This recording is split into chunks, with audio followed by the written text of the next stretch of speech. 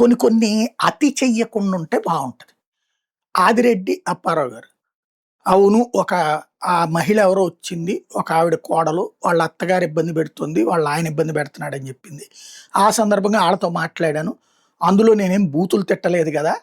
ఆహ్, ఆహ్, దబాయించి మాట్లాడిన మాట వాస్తవమే. అయితే అందులో కులం ఎక్కడ ప్రస్తావించలేదు గదా! నేను అన్న పాయింట్ మాట్లాడేస్తే అయిపోతుంది సింపుల్. అప్పారావు గారి కొడుకొచ్చినేమో, వాసు వచ్చినేమో ఇది ఏడాదిన్నర నుంచి ఒక కుటుంబ సమస్య.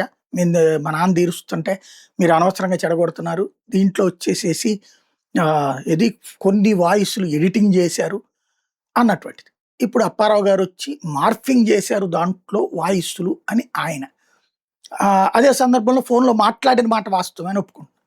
ఇప్పుడు ఆ అమ్మాయి, ఆ చంద్రకళ అనే అమ్మాయి, ఆ జాన్ అనేవాళ్ళొచ్చి, జాన్ నా సోదర సమానుడు. నేనసలు ఫోనే మాట్లాడలేదని చెప్తుంది. ఎందుకు ఈ గందరగోళం? సింపుల్‌గా అయ్యేదాన్ని చాటంత చేసుకుంటున్నారు. ఒకటి బేసిక్‌గా నేను ఇంతకు ముందే చెప్పినట్టుగా వ్యక్తిగత గొడవల్లోకి రాజకీయ నాయకుల ప్రవేశం రౌడీయిజంతో సమానం అది. నీ దగ్గరికి ఎవరైనా న్యాయం కోసం వస్తే చట్టపరంగా న్యాయం చేయ్యయ్యా అని పోలీసుల దగ్గరికి పంపించాలి. లేదు ఇబ్బంది కాదు అది లీగల్‌గా అనుకుంటే న్యాయవాది ద్వారా అరేంజ్ చేయించాలి. లేదా వాళ్ళకి సహకరించాలి. అంతేగాని మనం ఫోను చేసి కోడలు చెప్పింది కాబట్టి అత్తకి అక్రమ సంబంధం, మొగుడికి అక్రమ సంబంధం అది కోర్టులో గొడవ నడుస్తుందట.